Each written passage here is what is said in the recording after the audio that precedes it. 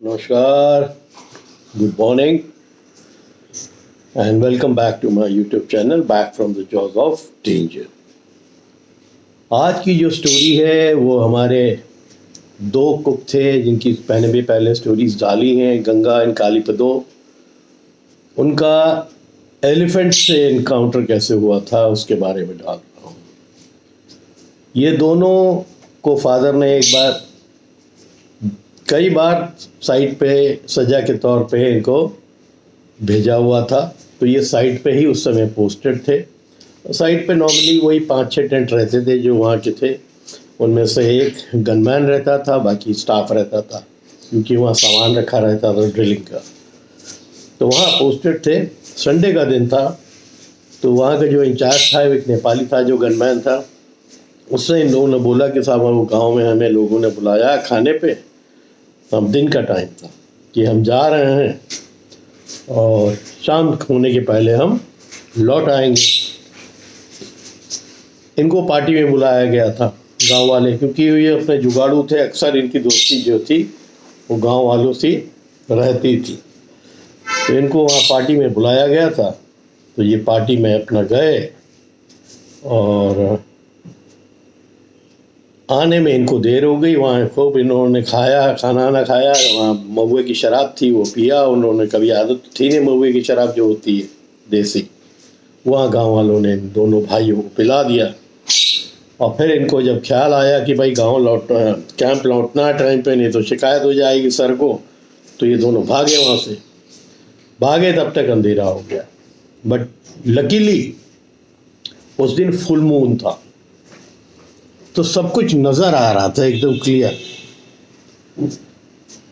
तो जो जंगल की पगडंडी है उससे ये लोग चलते हुए आ रहे थे और अपना गाना उड़िया में गाना गाते हुए एकदम मस्त एकदम, क्योंकि उनको तो चढ़ी हुई थी खूब कस के, तो चले आ रहे थे। इधर क्या हुआ कि हाथियों का उस समय एक हाथी था जो उस जंगल में भटक रहा था और वो मस्त में था। मस्त में क्या होता है, हाथियों को यहाँ से पानी बहने लगता है, लिक्विड ऐसे बहने लगता है, तो वो इंडिकेशन होता है कि वो हीट में है और वो एक फीमेल के सर्च में है। बट अक्सर क्या होता है, जो हाथियों का हर्ड होता है उसमें जो डोमिनेंट फीमेल होती है और ख़ासकर जो मेल होता है वो क्या करता है, जो ग्रोइंग अप मेल्स होते हैं, जो हो सकता है कि फीमेल्स पे कब्जा करने की कोशिश करें, उनको वो खदेड़ देते हैं। तो ये हाथी भी उन्हीं हाथियों में से था जिसको अपने हर्ड से खदेड़ दिया गया था और उसी जंगल पे ये भटक रहा था। और तभी रात में जब भटक रहा था तो दूर से सूंघने की उनकी शक्ति बहुत तेज होती है हाथियों की, बहुत दूर से सूंघ लेता, मीलों से। तो मेरे ख्याल से उसने सूंघ लिया था कि दो जो लोग हैं, अपना आवाज़ भी आ रही थी उसको दूर से कि गाते हुए अपना दोनों चले आ रहे हैं, गले में हाथ डाल के एकदम मस्त थे और मीट मछली सब खा के आए थे एकदम पार्टी में वहाँ पर गांव वालों की। एकदम से ये हाथी ऑपोजिट साइड से आया। ये लोग इधर से जा रहे हैं, वो उधर से आया और एक भाई ने उसको देख लिया और वो चिंगाड़े मार रहा था, गुस्से में चिंगाड़ मार रहा था, क्योंकि उसको तो खदेड़ दिया गया था। तो वो बहुत जोर जोर से चिंगाड़ मार रहा था। तो चिंगाड़ सुन के दोनों छुप गए, दोनों एक एक पेड़ के पीछे छुपे और वहाँ से फिर देखा। हाथी ने तब तक इनको देखा तो नहीं था कि कहाँ छुपे हैं, बट वो डायरेक्शन समझ गया था कि इधर से आ रहे हैं, क्योंकि वो सूंघ गया था। गलती इन लोग ने ये करी कि ये लोग फिर वापस ऑपोजिट साइड भागने लगे, वही पगडंडी में, क्योंकि फुल मून था तो इनको रास्ता नज़र आ रहा था। तो ये लोग बहुत ज़ोर ज़ोर से भागने लगे। जैसे ही भागे हाथी ने इनको देख लिया।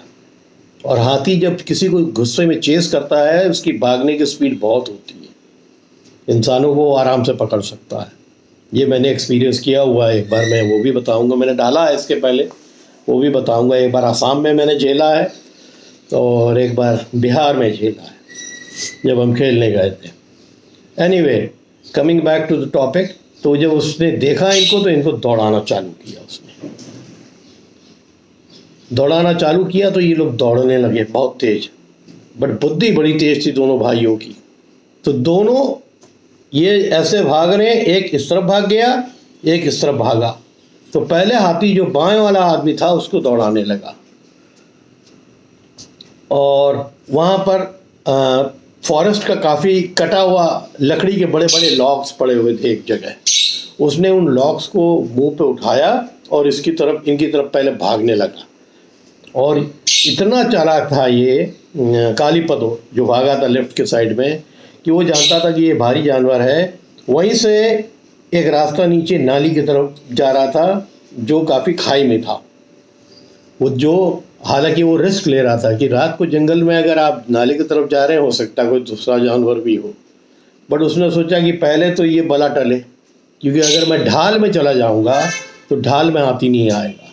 तो वो ढाल की तरफ भागा तो हाथी आके रुक गया। उसने ऐसे लॉक लिया हुआ था अपने सूंड के ऊपर, और वो जो लॉक था कालीपदों की तरफ फेंका गुस्से में। इतना समझदार तो वो भी था कि जानता था कि अगर वो खाई की तरफ चले जाएगा जहाँ ढाल है तो स्लिप कर गया तो फिर उसकी बॉडी और जो है संभलेगी नहीं, बहुत लंबा रोल करके चले जाएगा और पैर हाथ टूट जाएगा। मरने का भी डर होता हाथियों का, कई मरे भी हैं ऐसी। तो उसने लॉक फेंक के मारा तो सामने का जो पेड़ था उसकी छाल इसको तो नहीं लगा, बट उसी के सामने एक पेड़ था, उसमें जाके वो लॉक टकराया, उसकी छाल पाल सब निकल आई। तो कालीपदो ने कहा कि साहब वो इतना मोटा लॉक था कि अगर मेरे माथे पर लग जाता था तो मेरा माथा वहीं क्रश हो जाता। बट वो क्योंकि रोल करता हुआ चला गया नाली की तरफ, वो बच गया और फिर वहां से वो भाग गया आगे। हाथी ने उसका पीछा छोड़ा, वापस आया, जो दूसरा भागा था राइट साइड को उसकी तरफ भागा ढूंढने के लिए। और सूंघने की शक्ति हो तो सूंघ के उसको पता लग गया कि कहाँ पर है। एक पूरा पुराना अबैंडेंड मकान था जिसके ऊपर खाली छत थी, बाकी ना खिड़की था, और एक छोटा सा दरवाज़ा था जो बंद कर दिया उसने, और खिड़की में जो है कोई लकड़ी थी ही नहीं। उसके अंदर घुस के दुपक्के बैठ गया। तो उस एरिया में हाथी आया, पहले तो उसने इधर उधर ढूंढा, खूब तेज तेज चिंगाड़ रहा है एकदम पागलों की तरह गुस्से में। और फिर उसने सूंघ लिया कि ये जो मकान है इसमें आया। तो पहले तो मकान पे आया, उसने देखा कि खिड़की की जगह पूरी खुली हुई है, तो उसने जो है सूंड अंदर घुसाया। और बड़ा हाथी था, एकदम यंग एंड बड़ा टस्कर।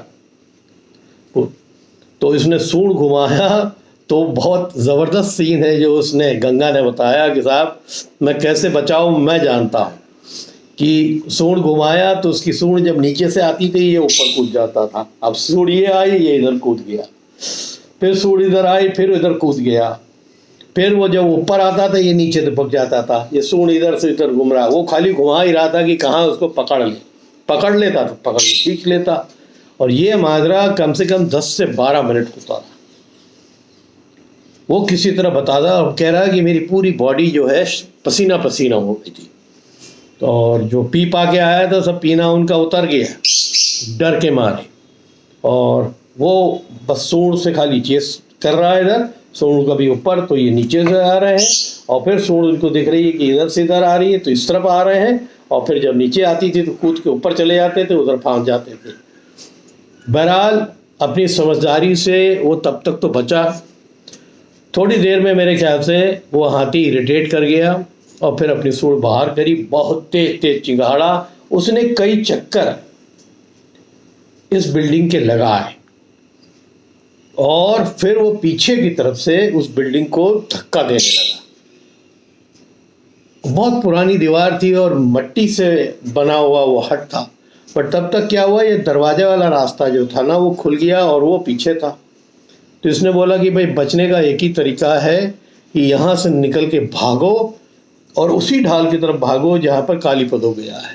तो इसने जल्दी से दरवाज़ा खोला और भागा, और जब काफ़ी आगे भाग गया तब हाथी ने इसको देखा और बड़ी ज़ोर से चिंगाड़ के इसका भी पीछा किया इसने। आखिर में ही वॉज वेरी लकी कि उसी ढाल पे वो पहुंच गया जहाँ उसका भाई था। तो वहीं उसके भाई ने आवाज़ दी कि जल्दी से तुम भी कूदो, नहीं तो ये आ गया है तुम्हारे पास, पकड़ लेगा। बस उसने वहीं से छलांग लगी और वहीं से लौटने लगा। लौट के बहुत बुरी तरह घायल भी हो गया था, लौटने के चक्कर में पत्थर अत्थर से इसका शरीर लड़ गया था, बट ये जान बचाने के लिए उसको लौटना पड़ा। तो लौटते लौटते नीचे पहुंच गया और हाथी ऊपर से खूब चिंगारता रहा। वो देख भी रहा था कि कैसे नीचे जाए, फिर ऊपर आ जाता था, पैर फिसलेगा तो पैर टूट ही जाएगा, एक बार करके चला गया। तो इतनी समझदारी तो होती है। फिर 15 से 20 मिनट वो लोग हाथी को देखते रहे और हाथी उनको देखता रहा। आखिर में जब उसको लगा कि अब ये लोग आएंगे नहीं, तो वो लोग नीचे नीचे नीचे नीचे चलते हुए फिर गांव की तरफ वापस जाने लगे। कैंप की तरफ जाते तो खतरा होता, तो ये लोग गांव की तरफ चलने लगे और वो नीचे नीचे चल रहे हैं और हाथी उनको देखते देखते ऊपर की तरफ चल रहा है कि जब ये ऊपर आएंगे तब पकड़ेंगे। इतना गुस्सा गाय का था, क्योंकि वो अपने हर्ट से हकाल दिया गया था और ये दो इंसान टकरा गए थे सबसे पहले अनफॉर्चुनेटली। बट वो ऊपर आए नहीं, वो नीचे नीचे नीचे करे, फिर अंदर घनी झाड़ी थी, वहाँ से ये लोग निकले और गांव पे जाके दुबक के बैठ गए। हाथी मेरे ख्याल से जब देखा कि काफ़ी देर देखा कि ये दिख नहीं रहे हैं अब, तो वहाँ से फिर वो वापस लौट गया। तो ये लोग उस रात गांव में ही रुक गए मारे डर के। सबको जाके बताया क्या क्या हुआ था। गांव वालों ने बोला कि अब यहाँ रहो, यहाँ तो हाथियों का प्रकोप है इस एरिया में, अब यहीं रहिए रात में। तो जो वहाँ पर जो उनके मित्र थे उनके घर पे ये लोग रात भर रुके, फिर सुबह वहाँ से निकले और कह रहे हैं कि साहब सुबह भी आने की हिम्मत नहीं हो रही थी कि कहीं वो हाथी जो है उसी रास्ते में मिल गया तो क्या होगा। पर उसमें साथ में कुछ लोग भी आए थे, और जब आप 5-6 लोग भी अगर हो तो हाथी के सामने आप क्या कर सकते हो, कुछ नहीं। बट लकीली वो हाथी उस एरिया को छोड़ के चला गया था। इन लोग ने जब ऊपर देखा सुबह के टाइम पे, तो उसने गुस्से में जो वो हट था जिसमें गंगा छुपा था पूरा गिरा दिया था, और अगल बगल के जो पेड़ थे, छोटे मोटे बैम्बू के पेड़ थे, उसने कई बैम्बू के पेड़ गुस्से में उखाड़ दिए थे और तबाही की रात में बहुत ज़बरदस्त। और फिर वहाँ से वो चढ़ा गया। तो ये लोग यही कह रहे थे कि साहब वो जिस तरह के गुस्से में वो था, तो कहीं ना कहीं आगे भी जाके वो तबाही करता ही करता। But they were very lucky कि ये दोनों बच गए। तो मैं आपको बता रहा था कि मैं इनकी कई स्टोरीज़ हैं, उनमें से एक स्टोरी ये भी बड़ी भयानक है कि दोनों जो है बचे थे। यानी ये लोग लकी थे उस दिन, क्योंकि रास्ता देख पा रहे थे, फुल मून था, तो इनको क्लियरली नीचे जो है पगडंडी दिख रही थी। पगडंडी में क्या होता है, अगर पेड़ घने भी हैं तो पगडंडी जो है वो सफ़ेद हो जाती है मिट्टी की वजह से, तो ईजिली विजिबल होती। तो पगडंडी की वजह से ये लोग दोनों बच गए और फिर कैंप पहुँचे, वह जो अपने साइट पे पहुँचे और फिर बताया। तो चौकीदार भी बोला कि तुम्हारा हाल हम फिर से साहब को जो है बताएंगे, तुम लोग की करतूत क्या रहती है, तो तुम लोग को फिर सस्पेंड होना लग रहा है। भाई इन्होंने हाथ जोड़ा, तो उन्होंने बोला ठीक है, अब पर तुम लोग अपने जो आदत से बाज क्यों नहीं आते? कभी शेर का बच्चा पकड़ लेते हो, कभी बगैर बताए वहाँ चले जाते हो, कभी हिसाब में गोलमाल करते हो। तो ऐसे कई किस्से इनके साथ हुए। कभी लेपर्ड वाला बताया था आपको, जिसमें कुर्ते में ही आग लगा ली थी बचाने के चक्कर में, केरोसिन तेल डल रहा था जब मशाल के ऊपर। तो दे वर वेरी लकी, और लक ने उनका हमेशा साथ दिया। एक किस्सा इनका और है, जब मैं बताऊंगा आपको अब कुछ दिनों के बाद, क्योंकि कई स्टोरीज अभी और बाकी हैं। तो उम्मीद करता हूँ ये छोटी सी स्टोरी है 13-14 मिनट की, आपको पसंद आई होगी। अगर पसंद आई है, ये रियल स्टोरीज़ हैं जो मेरे फादर की कैंप लाइफ के टाइम की है। आप लोग जो है सब्सक्राइब करिए, बहुत से लोग शेयर करिए इन स्टोरीज़ को लोगों के बीच में, ठीक है। फिर मैं आपको आगे और भी स्टोरीज बताऊंगा। तब तक के लिए आप लोग सब हेल्दी रहिए और तगड़े से रहिए। Thank you.